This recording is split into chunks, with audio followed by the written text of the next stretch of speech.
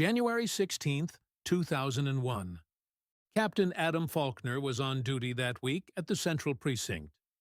With him on that cold night were several officers and detectives from District 1. Night shift protocol required the team to report by 6:30 p.m. and remain on duty until 8 a.m. the next morning. The weather was harsh, the atmosphere quiet, eerily so. But the calm didn't last. At 11:30 p.m., the communications officer reported a distress call from a woman living on Langston Street. 911, what's your emergency? She claimed a stranger had broken into her apartment and attacked her and her husband, who was now gravely injured. Captain Faulkner immediately gathered a few officers and headed to the scene, apartment 3B, Langston Towers. It wasn't far. Within minutes, the patrol car was parked outside the building. They rushed to the third-floor apartment, hoping to save the man. But it was too late. The husband lay lifeless beside the bed, soaked in his own blood. A young woman, his wife, had a wound on her hand. Captain Faulkner offered to call an ambulance, but she declined, insisting she would wait until morning to go to a private clinic. Faulkner, known for his calm demeanor and patience, accepted her choice. For now, she had already bandaged herself. When asked for her ID, she handed over her national card. Her name, Hannah Delgado. Her husband, Michael Delgado. Faulkner asked what had happened. Hannah recounted that she and her husband were asleep when someone suddenly opened the front door. She woke Michael, but before he could get up, a strong-built man was already in their bedroom. He held a radio in one hand and threatened them, demanding jewelry. She claimed she told him she owned no gold. As she walked toward the closet to show him, her husband lunged at the intruder, only to be stabbed and collapse. Faulkner alerted the central office and the district attorney.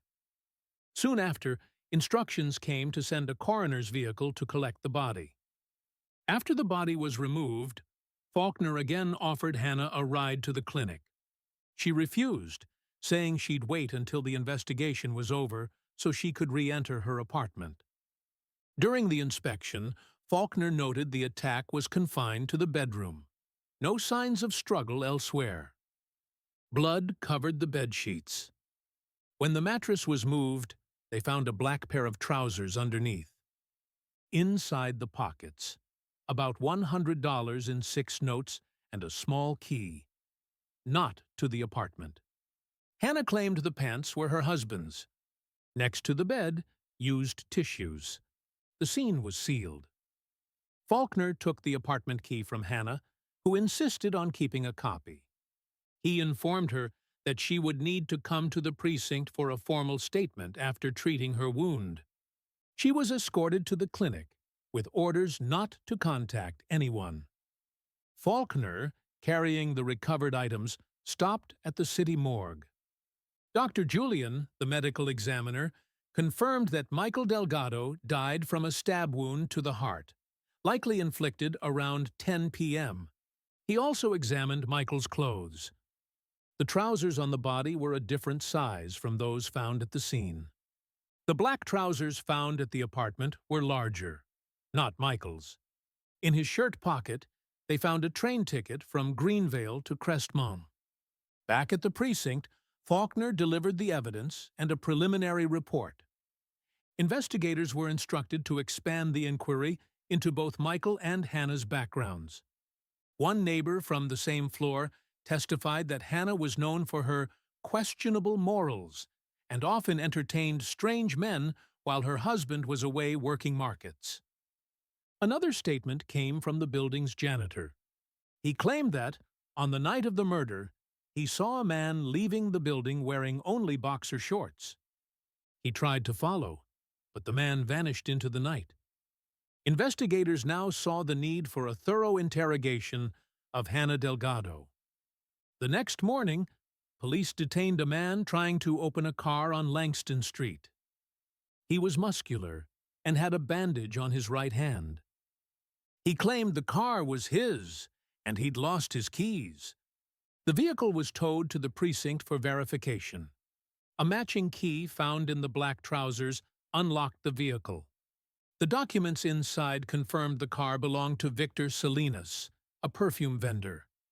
When confronted, he joked nervously, "You cops sure have keys to everything, huh?" He was now a suspect. Questioned, Victor admitted to parking on Langston Street regularly. He said he cut his hand on a broken perfume bottle, but a doctor later confirmed it was a deep wound from a sharp blade. Evidence mounted. The black trousers were his. The key fit his car. His bloodied hand matched the injury timeline. Victor confessed.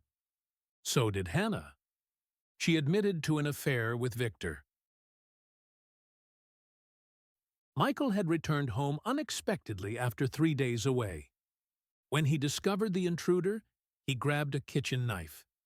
In the struggle, Victor stabbed Michael fatally. Later, investigators returned with Hannah to the apartment.